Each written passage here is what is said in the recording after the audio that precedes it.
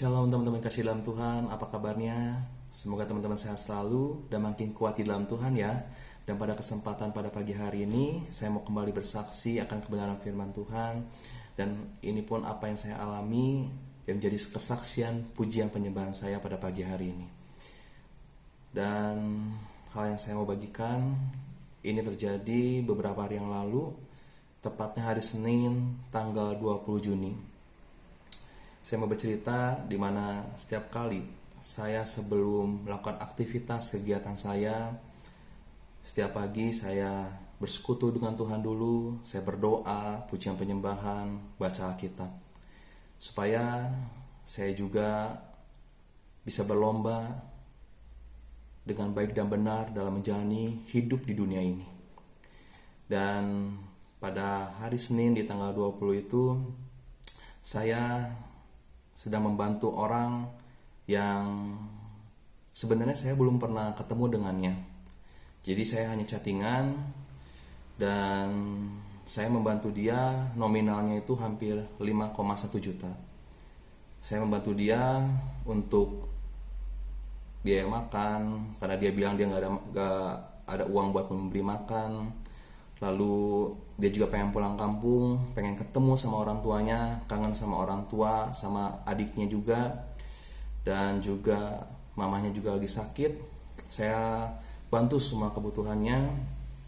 Jadi saya bantu pinjem. Karena dia juga janji bakalan balikin uang itu. Dia juga bilang kalau dia punya laptop yang dia gadein, jadi dia minjem uang kepada saya lagi untuk menebus laptop itu dan untuk menjualnya. Nanti dia bisa mengembalikan uang saya. Jadi saya bantu dia, saya tolong dia. Dia berjanji tadinya hari Selasa dengan mengatakan sumpah demi Allah. Lalu dia yang berjanji nggak akan kecewain buat kembaliin uang saya. Saya percaya. Tapi hari Selasa lewat, dia belum bayar. Hari Rabu dia malah masih minta uang. Dia berjanji lagi, mengatakan sumpah lagi, dan tetap saja dia tidak membayarnya. Jujur teman-teman, hal ini itu ketika saya di rumah, saya ngelamun, saya bengong, sempat meneteskan air mata juga atas apa yang saya alami.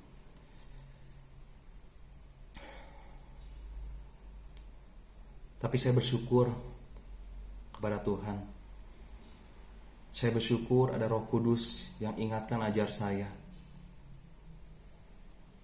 Hen, kamu punya Tuhan yang menyertai kamu. Yang memberikan kamu kekuatan, ketabahan untuk bisa melewati hal ini. Ingatlah, motivasi kamu itu kan emang membantu dia, memberikan pinjaman. Jadi jangan menyesal. Yuk fokus lagi untuk berlomba dalam menjalani hidup ini. Dan hal itu menguatkan saya, menenangkan saya, sehingga saya tidak melakukan hal-hal yang negatif. Seperti saya bisa aja uring-uringan, saya bisa saja marah-marah gak jelas, emosi, banding sana, banding sini. Saya bisa aja di jalan kekebutan gak jelas. Saya bisa aja memaksa untuk mencari orang ini dengan tujuan juga yang gak jelas. Namun saya bersyukur Roh Kudus ingatkan ajar saya untuk tetap kuat, tetap tenang, tetap tabah dalam menjalaninya, dan untuk kembali berfokus dalam perlombaan menjalani hidup di dunia ini dengan baik dan benar. Dan firman Tuhan berkata di kitab Ibrani pasal yang ke-12 ayat 1-2. Beginilah firman Tuhan, karena kita mempunyai banyak saksi bagaikan awan yang mengelilingi kita. Marilah kita menanggalkan semua beban dan dosa yang begitu merintangi kita, dan berlomba dengan tekun dalam perlombaan yang diwajibkan bagi kita. Marilah kita melakukannya dengan mata yang tertuju kepada Yesus yang memimpin kita dalam iman dan yang membawa iman kita itu kepada kesempurnaan, yang dengan mengabaikan kehinaan tekun memikul salib ganti sukacita yang disediakan bagi Dia yang sekarang duduk di sebelah kanan tahta Allah. Hidup orang percaya menurut penulis kitab Ibrani yaitu mengikuti sebuah perlombaan. Ia menyebutkan ada penonton yang mengamati dan menilai hidup orang percaya. Jumlahnya banyak dan ada dekat di sekitarnya. Untuk itu, ia menyarankan agar menanggalkan beban dan dosa yang menghambat. Fokus hidup harus tetap terarah pada Yesus yang telah memimpin dan membawa iman pada kesempurnaan. Ia telah menjadi teladan ketekunan dan kesetiaan karena tahu akan ada sukacita besar sesudahnya. Ada banyak hal yang dapat menggeser pusat hidup kita. Seperti apa yang saya alami, bisa dibilang saya mengalami penipuan. Hal-hal juga yang lainnya yang bisa teman-teman alami dan juga saya alami seperti konflik dengan teman, kesenangan dunia ini, penyakit, kehilangan seseorang atau sesuatu yang berharga, kebiasaan yang buruk. Itu ada beberapa contoh diantaranya, dan hal-hal itu bisa berpotensi membuat kita kehilangan pusat hidup kita, tujuan kepada Yesus, untuk meninggikan, memuliakan namanya. Tapi teman-teman, ada kabar bahagia loh, bahwa Tuhan Yesus Kristus itu bukan hanya tujuan bagi hidup kita, yaitu untuk meninggikan, memuliakan namanya saja. Tapi Tuhan Yesus Kristus itu juga adalah teman seperjalanan hidup kita.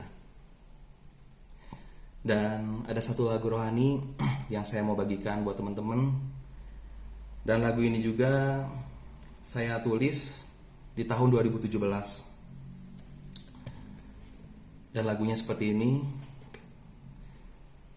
Agung mulia perbuatanmu Tuhan, nyata di sepanjang hidupku. Tiada yang mustahil bagimu Tuhan, aku percaya padamu. Betapa hebat Kau Tuhan, betapa besar Kau Tuhan Yesus. Hatiku bersyukur kepadamu, jiwaku pun bersyukur, ku percaya padamu.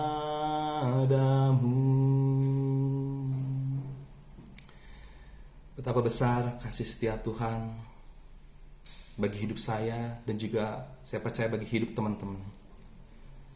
Apa yang saya alami ini, saya belajar untuk saya lebih lagi melibatkan Tuhan, untuk saya lebih lagi percaya sama Tuhan,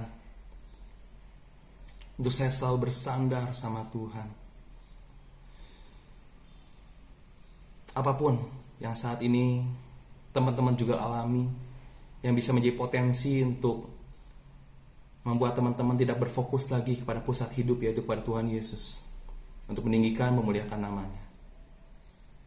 Ingat teman-teman, ada Tuhan Yesus Kristus yang menyertai hidup kita, yang sebagai teman seperjalanan hidup kita, supaya kita bisa meraih kemenangan iman bersama dengan Tuhan. Ayo andalkan Tuhan, libatkan Tuhan lebih lagi, percaya Tuhan gak pernah salah. Dan setiap hal yang kita alami, Tuhan punya rencana rancangan yang terbaik bagi hidup kita. Sekalipun itu adalah suatu hal yang kita lakukan, di mana kita mencobai diri sendiri, bersyukur Tuhan tetap menyertai hidup kita. Semoga saksian pujian penyembahan saya pada pagi hari ini memberkati teman-teman. Tuhan Yesus Kristus memberkati. Amin.